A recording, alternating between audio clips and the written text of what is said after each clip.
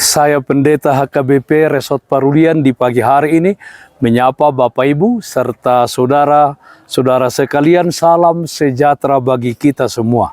Sebelum kita mendengar dan merenungkan firman Tuhan di pagi hari ini, marilah kita berdoa. Berfirmanlah ya Tuhan, hati dan pikiran telah kami siapkan untuk disapa firman-Mu. Amin.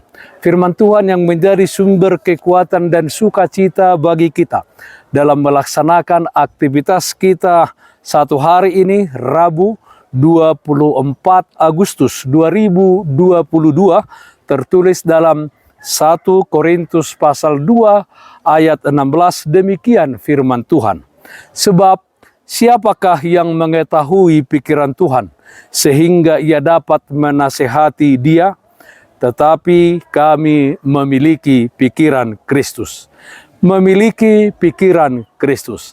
Saudaraku yang terkasih dalam Kristus Yesus, Rasul Paulus dalam 1 Korintus pasal 2 ini berbicara tentang hikmat Allah, yaitu tentang karya penebusan Allah melalui salib Yesus Kristus. Mengenai hikmat Allah, hanya mereka yang matang, yang dewasa secara iman, secara rohani, yaitu orang-orang percaya yang telah menerima Roh Kudus dari Allah, yang dapat menerima hikmat dari Allah ini. Hikmat Allah tidaklah dapat dipahami dengan hikmat manusia, sebab hikmat itu datang dari Allah yang kudus, dinyatakan kepada umat pilihannya. Dalam 1 Korintus pasal 2 ayat 14 dikatakan, tetapi manusia duniawi tidak menerima apa yang berasal dari Roh Allah, karena hal itu baginya adalah suatu kebodohan, dan ia tidak dapat memahaminya, sebab hal itu hanya dapat dilihat secara rohani.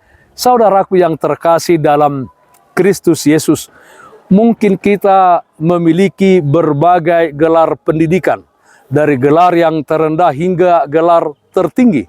Namun harus kita pahami bahwa gelar pendidikan tersebut tidak menjadi tolok ukur bagi kita untuk memahami dan mengerti tentang rencana Allah di dalam hidup manusia.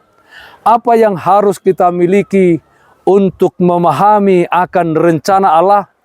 Yang harus kita miliki adalah pikiran Kristus, pikiran yang berasal dari Kristus, pikiran yang hanya berasal dari Allah, yang dicurahkan kepada kita di dalam Roh Kudus.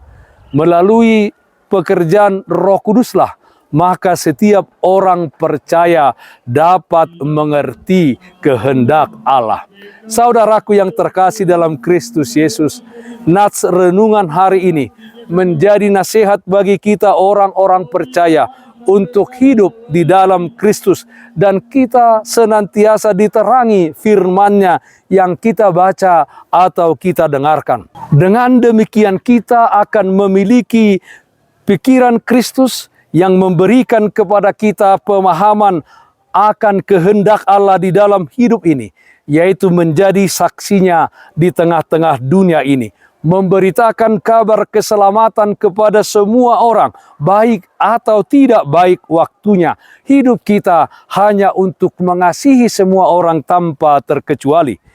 Di dalam setiap situasi dan kondisi yang kita hadapi, di waktu suka maupun duka kehidupan ini, dengan memiliki pikiran Kristus, kita akan memahami bahwa Allah di setiap situasi dan kondisi tersebut, Allah merancangkan kebaikan dan masa depan yang penuh harapan di dalam hidup kita.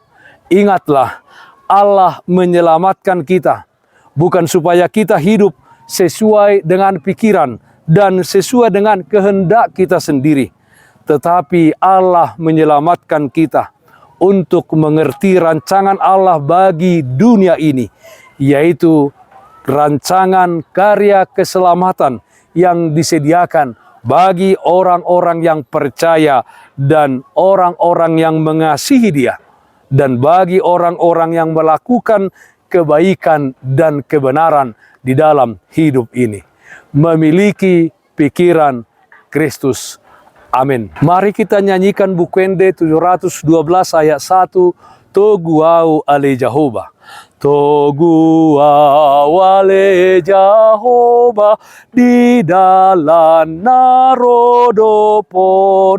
Hodona tok tong satia togu au nagaleon sagu hangoluan sai pabosur todikon sai pabosur todikon.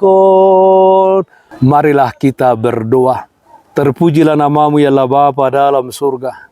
Sebab kasih setia Tuhan menyertai dan memelihara kehidupan kami.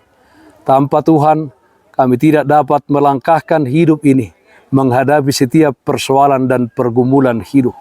Ya Tuhan, selama kami hidup di dunia ini, kiranya kami memiliki pikiran yang ada pada anak-Mu Yesus Kristus, sehingga kami menjadi berkat, sehingga kami menjadi pembawa kasih kepada setiap orang tanpa terkecuali, sama seperti Kristus yang mengorbankan nyawanya untuk mengasihi kami umat manusia yang berdosa. Yalah Bapa, dalam satu hari ini Tuhan bersama-sama dengan kami.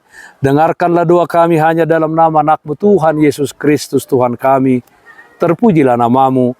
Amin. Kasih karunia Tuhan kita Yesus Kristus, kasih setia dari Allah Bapa, serta persekutuan Roh Kudus, itulah yang menyertai-Mu hari ini, kekal sampai selama-lamanya.